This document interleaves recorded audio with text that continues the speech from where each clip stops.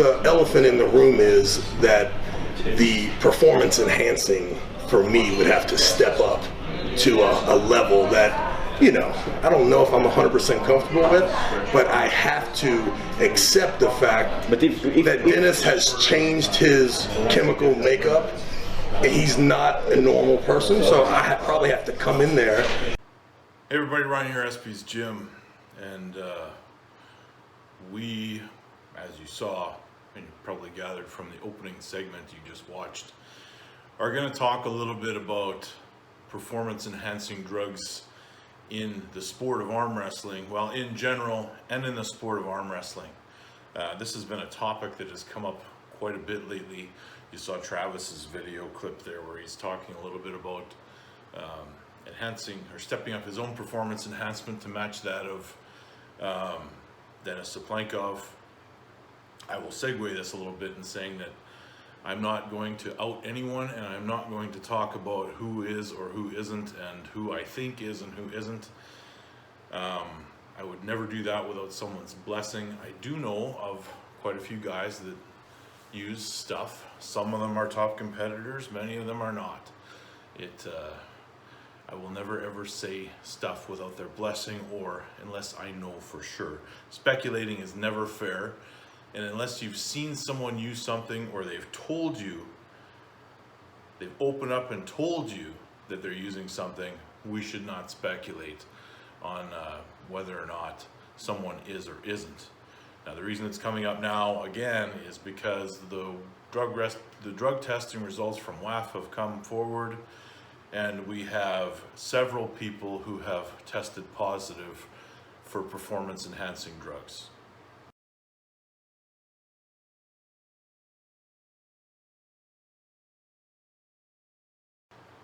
Now that you've seen that clip, we've got several suspensions on the way.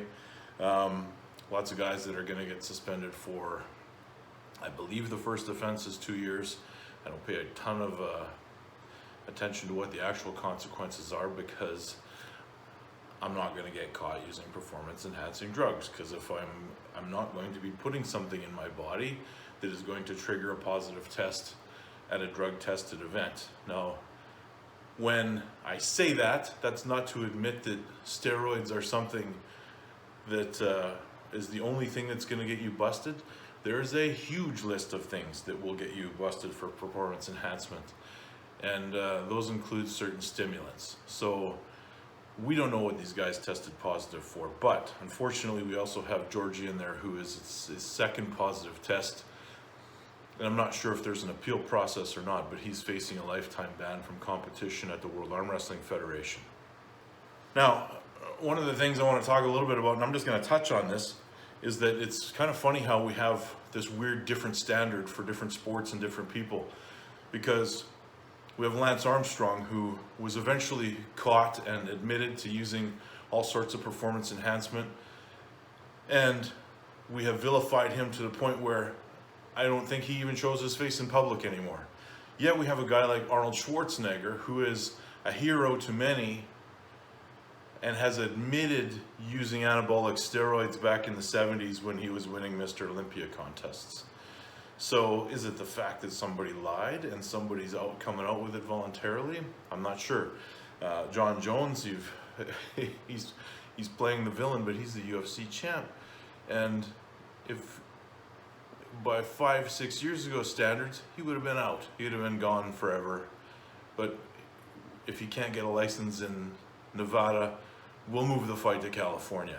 And you're still testing positive for something, you still have traces in your system, and you get to fight. So, you know, you guys, we should touch, what is a performance enhancing drug? It's any substance that you put in your body that enhances your ability to perform a certain task. So if you paint it with that broad of a brush, you're looking at anabolic steroids, growth hormone, insulin, and this could be extended to supplements and nutrition, and you could even go further than that. You could also make a case that, you know, in order to level a playing field, you would have to look at things like climate, environment. If I lived in an Eastern Bloc nation or in Russia, I might get this might be my profession. So now I can train, focus on things, not necessarily taking drugs, but they have certain advantages over the rest of us. So the field is, to say a level playing field if there's drug testing, not necessarily the same thing. But we'll focus on the big ones. We'll focus on anabolic steroids and growth hormone, both of which can not only make you recover faster from workouts and get more gains, but they can also, especially in the case of testosterone, increase your aggression level and confidence. So there are many different benefits that are more than just building muscles. Now, aside from just taking or not taking, there's also other factors to consider. There's the level of use, what could be considered abuse, and those things come into play a lot. I mean, if you can look at certain people and see that, wow, they look a little bigger than they were last time. In some cases, it's pretty easy to point out abuse. Like, you really can seriously question if somebody's health is on the line here, and we've seen that a few times. I remember sitting behind in an airplane, sitting behind Greg Kovacs, who at one point was over 400 pounds and fairly lean, and he looked like the biggest, strongest guy you had ever seen in your life, God rest his soul. But he rolled the dice with his body, and it was at the point where we got off that airplane and he couldn't physically get himself from the airplane to the baggage area without taking multiple breaks and holding on to things and having trouble breathing, because he was so jacked up and had so much body mass on him that, you know, I think a little kid could have probably pushed him over and you know, gotten the best of him. Like, he clearly a point of abuse. Now, talk a little bit about, you know, if steroids will make you a champion. Coach Vince, what does all this do to enhance performance? If I may answer, it makes a man a better man, a great athlete, a super athlete, by harnessing all his strength. Though most of the world is ignorant in body chemistry, we wish to educate your country. Steroids won't make you a champion. Performance-enhancing drugs won't make you a champion. And a lot of guys say, let them take them, I'll beat them anyway. Well, if somebody is at a certain level of arm wrestling already, and they have a talent for it, and they're considered to be an up-and-comer, and then they start pumping their body full of performance-enhancing drugs, they're naturally going to get bigger and stronger and better. And it could push them to the next level in what they're doing. So does it help? Of course it helps. It's called enhancement for a reason. Now, it's becoming more and more prevalent, more and more popular. I get weird requests on social media all the time from people that are trying to push stuff, and it's all very strange, the way that the cultural acceptance of it is changing. For those of us that realize that greatness in an obscure sport will only be, I mean, everyone wants to be the best, but not everyone's willing to put their body on the line that much to get there, and some of us still have many other goals in life that they're trying to achieve. It's not for them. Now, you have an option. You have the option to compete at the World Arm Wrestling Federation. And in Canada, there's been lots of talk lately about drug testing at the national level in the Canadian Arm Wrestling Federation. So the Europeans do it. Looks like Canada is starting to go that way. And the World Arm Wrestling Federation is already there. I was tested the first year they brought it in 2005 in Tokyo. And they do a good job of testing, but there's not enough of it.